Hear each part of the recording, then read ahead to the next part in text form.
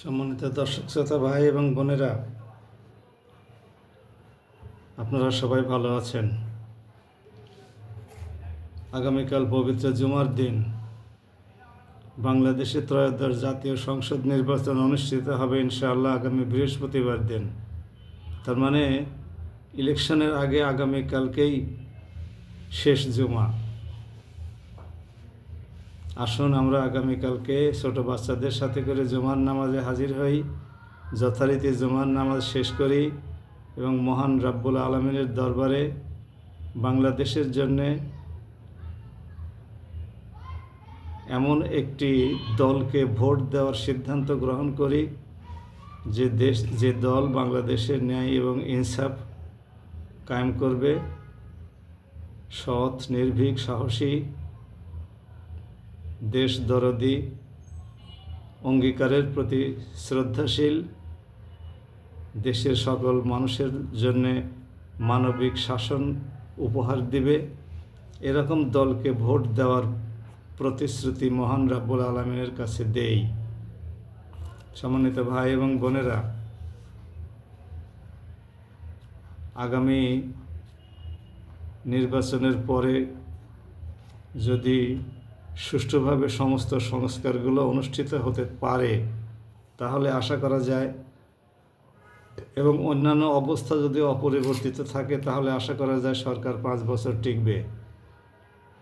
এই 5 বছর পরে 2031 সালে আবার যখন নির্বাচন অনুষ্ঠিত হতে যাবে তখন কে দুনিয়াতে থাকবে আর কে থাকবে না সেই সিদ্ধান্ত আল্লাহ রাব্বুল আলামিনই জানেন, এবং আল্লাহই ভালো জানেন সেটা, যে কাকে 2031 সাল পর্যন্ত দুনিয়াতে রাখবেন অথবা কাদেরকে নিয়ে যাবেন।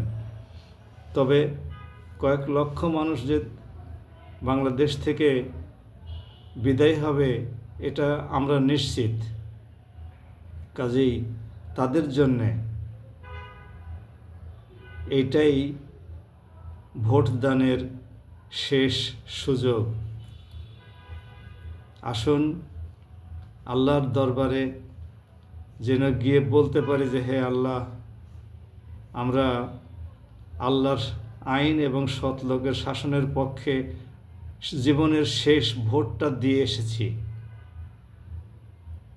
অন্যথায় আল্লাহ রাব্বুল আলামিন যদি জিজ্ঞেস করেন যে তোমার বাড়ি তোমার হুকুমে চলে, তোমার গাড়ি তোমার হুকুমে চলে, তোমার প্রতিষ্ঠান তোমার হুকুমে চলে, আমার দুনিয়া আমার হুকুমে চালাবে, এরকম লোকজন তোমার কাছে ভোট চেয়েছিল, তুমি সেটা প্রত্যাখ্যান করে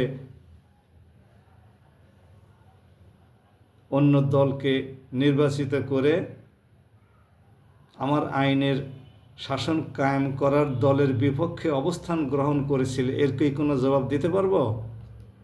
এর কোনো জবাব দিতে পারবো না। আপনি বলুন আপনার বাড়ি কার হুকুমে চলবে, আপনার প্রতিষ্ঠান কার হুকুমে চলবে? এই দুনিয়াও তো আল্লাহর, তাহলে আল্লাহর হুকুমে চলবে।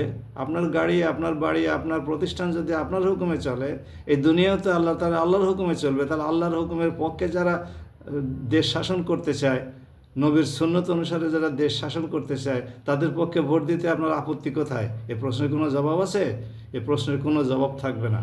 আসুন ন্যায় এবং ইনসাফের পক্ষে ভোট দিয়ে অন্তত জীবনের শেষ ভোটটি আমরা এমন জায়গায় দেই যাতে করে আমাদের ভোটটি ব্যর্থ না হয়। এই ভোট কিন্তু আমার আপনার জন্য আমানত। আল্লাহ রাব্বুল আলামিন আমাদেরকে হায়াত দিয়েছেন এবং এই ভোট নিয়ামত হিসেবে দান করেছেন। আসুন আল্লাহর দেওয়া হায়াত এবং নিয়ামত আমরা যথাস্থানে ব্যবহার করি, তাহলেই কেবলমাত্র জবাব দিতে সক্ষম হব। আশা করি আমি কি বলতে চাই আপনারা বুঝতে সক্ষম হয়েছেন। আপনারা এখন আগেকার জেনারেশন থেকে অনেক বুদ্ধিমান, অনেক পারদর্শী, প্রযুক্তিগত দিক থেকে অনেক উচ্চে অবস্থান করেন, ন্যায় অন্যায়, কল্যাণ অকল্যাণ, ভালো মন্দ এ সম্পর্কে খুব ভালোই বুঝেন। সুতরাং আসুন আমরা এমন একটি দলকে বাছাই করে নিই যাতে করে এদেশে ন্যায়ের শাসন প্রতিষ্ঠিত হয়।